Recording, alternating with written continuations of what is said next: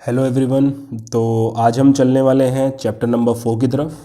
मैंने आपको कहा था अगेन ये कंज्यूमर इक्विलिब्रियम है, लेकिन इस बार हम इंडिफरेंस कर्व एनालिसिस के बारे में बात कर रहे हैं। ये क्यों आई है? क्योंकि देखिए एक बेसिक लिमिटेशन ये क्वेश्चन भी आता है। ये कह रहा है जो यूटिलिटी एनालिसिस जो आपने अभी अपना पिछला चैप्टर पढ़ा है उसकी एक लिमिटेशन है, एक बुराई है। वो यहाँ पर एक एजम्पशन थी उसमें कि हम यहाँ पर यूटिलिटी को जो मेज़र करने वाले हैं वो कार्डिनल में करने वाले हैं। तो यही इसकी लिमिटेशन है। देखिए बड़ा अजीब लगता है, मैं आपके घर पर आया, आपने कहा सर चाय पी लीजिए, मैंने कहा ठीक है भैया चाय लाइए आप लोग, कोई दिक्कत नहीं।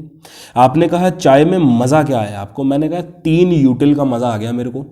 आपने सर पकड़ लिया अपना, आपको बात बड़ी अटपटी लग गई है, आप परेशान हो गए, घबराहट होने लग गई आपको कि यार ये 3 यूटिल असल में है क्या? क्या ये 10 में से रैंक कर रहे हैं मुझको, या 3 में से 3 इन्होंने नंबर दिए हैं? तो ये मतलब आपको समझ में नहीं आया। तो यही इसकी लिमिटेशन बन चुकी थी और वो थ्योरी पूरी की पूरी गलत हो गई थी और एक नई थ्योरी का यहाँ पर इजाद हुआ जिसको कहते हैं इंडिफरेंस कर्व एनालिसिस। तो इंडिफरेंस पढ़ने से पहले सबसे पहले हम यहाँ पर कुछ एजम्पशन जानने वाले हैं।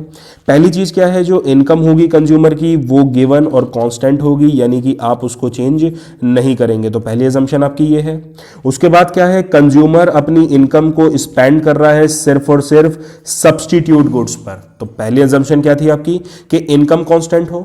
दूसरा क्या था, गुड्स यहां पर सब्स्टिट्यूट होने चाहिए भाई, जो भी आप गुड्स यहां पर इस्तेमाल कर रहे हो वो सब्स्टिट्यूट हो। इन सब बातों का ध्यान रखना है आप सभी को। उसके बाद देखिए यहां पर क्या है, कंज्यूमर की जो प्रेफरेंस होनी चाहिए वो वेल डिफाइंड होना चाहिए, मतलब कि उसको पता हो कि भैया 2 गुड उसको असल में चाहिए कौन से, कंफ्यूज्ड नहीं चाहिए वो हमको, ठीक है। वेल डिफाइंड प्रेफरेंस उसकी होनी चाहिए। उसके बाद देखो मोनोटोनिक प्रेफरेंस, ये बहुत इंपॉर्टेंट पॉइंट है भैया, इसको ध्यान रखना। मोनोटोनिक प्रेफरेंस उसको फॉलो करना पड़ेगा, मतलब अगर उसको मैं कंजम्पशन ज़्यादा करवा दूंगा तो उसको सेटिस्फैक्शन भी ज़्यादा ही मिलेगा। अगर कंजम्पशन ज़्यादा होगा तो सेटिस्फैक्शन भी ज़्यादा होगा। हम शादी वगैरह में जाते हैं तो वहाँ पर फ्री का काफ़ी कुछ मिल जाता है, या दोस्त वगैरह कोई पार्टी देता है तो फ्री की काफ़ी सारी चीज़ें हैं जो हमको मिल जाती हैं यहाँ पर।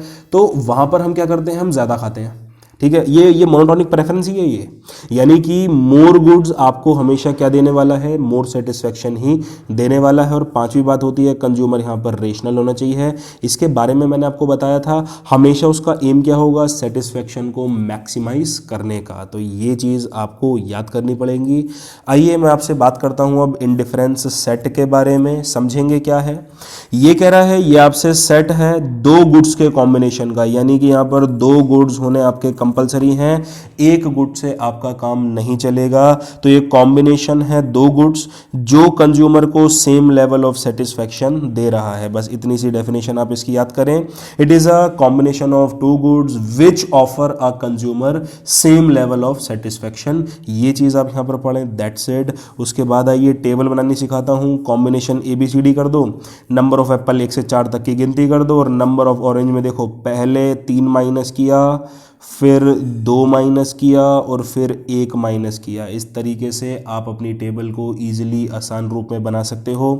इसी चीज़ को आप जब ग्राफ के रूप में रिप्रेजेंट करोगे तो कुछ ये वाली टेबल कुछ ऐसा ग्राफ आपका बन जाएगा। इस चीज़ को हम बोलते हैं इंडिफरेंस कर्व।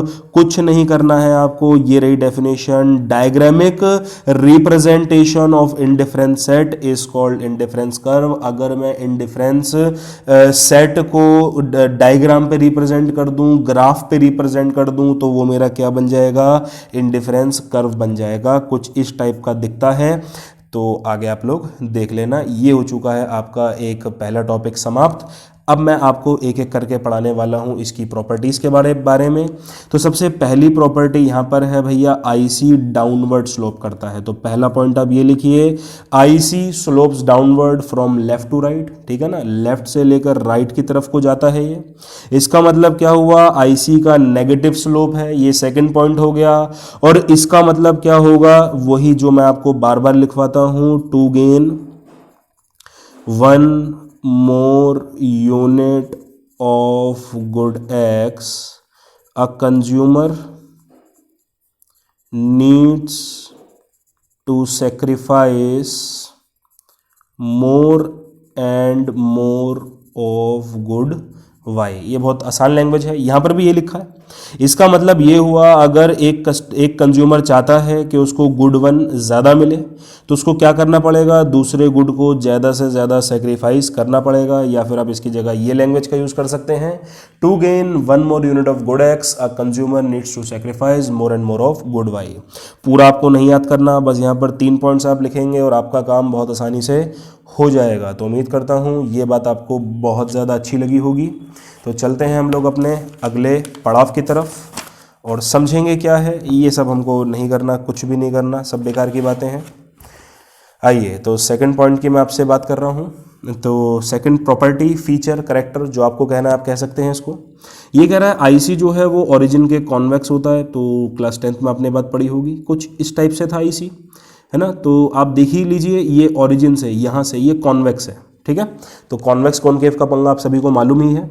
तो ये आपसे कह रहा है चलिए ऐसा क्यों है, इसका मतलब ये होता है the slope of IC tends to decline, यानी कि जो आईसी का स्लोप है उसमें लगातार आपको गिरावट देखने को मिल रही है, इसलिए ये कॉन्वेक्स है ओरिजिन के, है ना। अब ये आपसे कह रहे हैं जो आईसी का स्लोप होता है वो MRS होता है, मार्जिनल रेट ऑफ सब्सटीट्यूशन। ये आपको रेट बताता है ना, at which the consumer is willing to substitute one good for the other.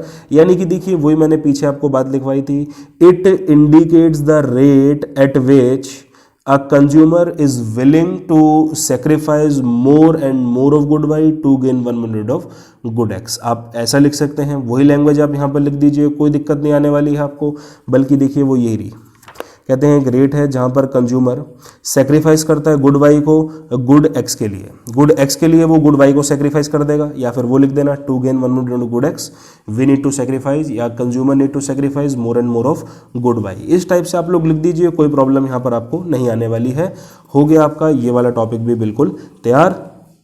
और देखिए एक चीज़ यहाँ पर लिखी है जो हमने ऊपर पढ़ ली थी, ये आपसे कह रहा है आईसी जो है वो कॉन्वेक्स होती है। उसका रीज़न यही है क्योंकि MRS जो है वो लगातार डिक्लाइन करता है, या फिर कह लीजिए स्लोप जो है वो लगातार डिक्लाइन कर रहा है। स्लोप और MRS यहाँ पर बात एक ही हुआ करती थी, इसलिए मैंने इसको बात करी है। अब आपसे कह रहे हैं बताइए MRS डिक्लाइन क्यों करेगा, इसका भी वही है, वही to gain 1 more unit of good x we need to sacrifice more and more of good y। तो देखिए ये वाले क्वेश्चन का भी आपको आंसर मिल चुका है अपना, ये रहा, है ना। तो देखिए बात काफ़ी आसान थी, एक ही चीज़ है जो हम बार बार यहाँ पर अप्लाई कर रहे हैं। अच्छा, जो मैं लिख रहा था वो फ्रेम में नहीं था, तो अब शायद आया होगा, ठीक है। अब आप स्क्रीनशॉट लेकर पॉज करिए, स्क्रीनशॉट लीजिए और ये चीज़ें आप लोग लिख सकते हैं। बात करता हूँ मैं अपने अगले टॉपिक की तरफ, अगले पड़ाव पे चल रहा हूँ। ये सारी बातें आपको नहीं करनी है, आपके लिए नहीं है ये सारी बातें, ठीक है। और फिगर विगर ये सब कुछ नहीं बनाना आपको। अब मैं आपसे बात करता हूँ higher IC indicates higher level of satisfaction, और वो भी यहाँ से नहीं करूँगा, वो मैं आपसे बात करने जा रहा हूँ हॉट्स क्वेश्चन से। यहाँ से देखिए ये प्रॉपर प्रूफ है कि higher IC higher level of satisfaction आपको प्रोवाइड करेगा। फटाफट से 2 आईसी आप लोग बना दीजिए कुछ इस प्रकार की, और एक्सप्लेनेशन देखेंगे यहाँ पर क्या है। ये कह रहा है एक पॉइंट यहाँ पर आर है और एक पॉइंट यहाँ पर एस है। आर पॉइंट आपको देखिए IC1 पे दिख रहा है, एस पॉइंट आपको IC2 पे दिख रहा है। ये आपसे कह रहा है आर और एस पे जो कंज्यूमर क्या कर रहा है, देखिए यहाँ एल और L1 को छोड़कर इसको चलिए 2 मानते हैं, इसको 3 मानते हैं और इसको 4 मान लेते हैं। मैं अगर आपसे बात करूं पॉइंट आर की,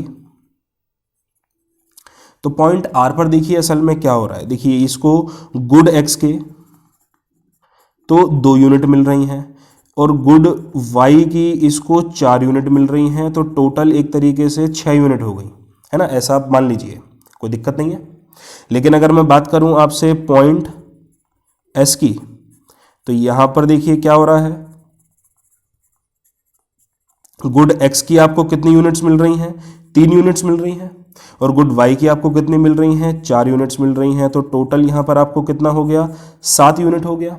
और देखिए मोनोटोनिक प्रेफरेंस आपको क्या बोल रहा था कि आपकी हायर यूनिट आपको मतलब जितना ज़्यादा कंजम्पशन होगा उतने ज़्यादा आप सेटिस्फाइड भी होंगे, ऐसा उसी ने कहा था आपको, है ना। तो देखिए आपको ज़्यादा यूनिट कहाँ पर मिल रही हैं, पॉइंट एस पे या पॉइंट आर पे, तो ऑब्वियस सी बात है एस पर ही मिल रही है। और एस किस पर है, IC2 पर है। तो देखिए IC2 का सेटिस्फेक्शन लेवल IC1 से ज़्यादा है और हैंस प्रूव्ड, यही बात हमको प्रूव करनी थी, ठीक है ना। तो बहुत आसान बात है, इसकी एक्सप्लेनेशन आप यहाँ पर ले सकते हैं। इन लोगों ने इंग्लिश में जिक्र किया है OL1 OL ऐसा कुछ करके, मैंने नंबर्स में कर लिया, फ़र्क नहीं पड़ता, दिमाग लगाइए और डाल दीजिए, कोई दिक्कत नहीं है ना। तो चलिए आगे आप लोगों से बात करूँगा मैं फोर्थ की, IC do not intersect each other. जी ये बात बिल्कुल सत्य है, IC कभी भी आपस में इंटरसेक्ट नहीं करने वाली हैं। तो इन लोगों ने क्या किया है, देखो ये दो चीज़ बनाई है, IC1 को इंटरसेक्ट करवा दिया इसने। अब देखिए हमको क्या पता है, ये एक सेम IC पर जितने भी वो शेड्यूल्स होते हैं वो सेटिस्फेक्शन सेम प्रोवाइड करते हैं।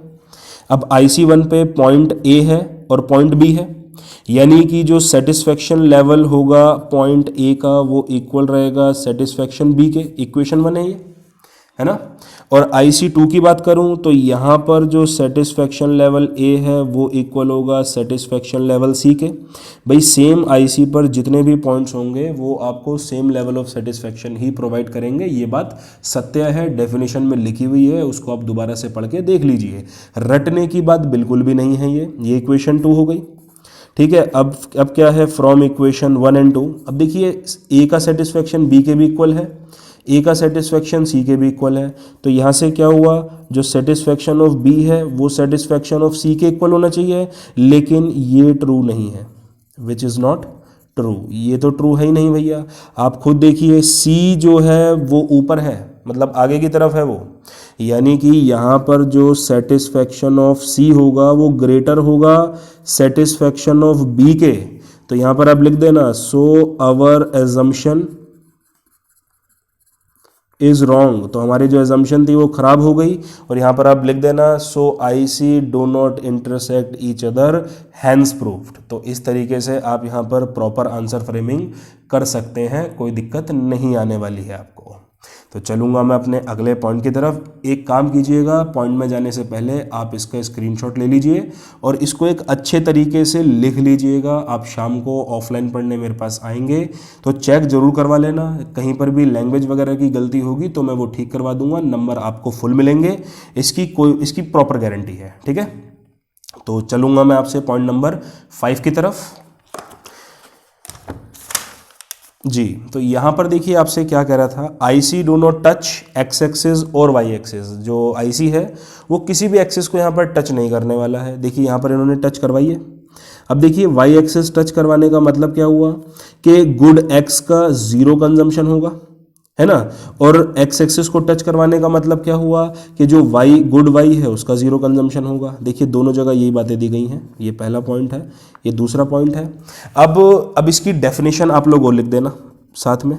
तो डेफिनेशन तो बोलती थी कि भैया यहाँ पर तो आपको कॉम्बिनेशन ऑफ गुड्स लिखना है, तो यानी कि एक गुड कभी भी 0 नहीं हो सकता है, तो इसलिए ये वाली जो एजम्पशन है वो भी हमारी फॉल्स हो गई है। तो IC कभी भी ना तो X एक्सिस को टच करेगा ना ही Y एक्सिस को टच करेगा, ऐसा लिख देना। So our assumption is wrong, so IC do not touch या नेवर टचेस X एक्सिस और Y एक्सिस, इस तरीके से आप आंसर को लिख सकते हैं। तो चलूँगा मैं अपने अगले बिल्कुल फ्रेश टॉपिक की तरफ, जो कि है हमारे पास बजट।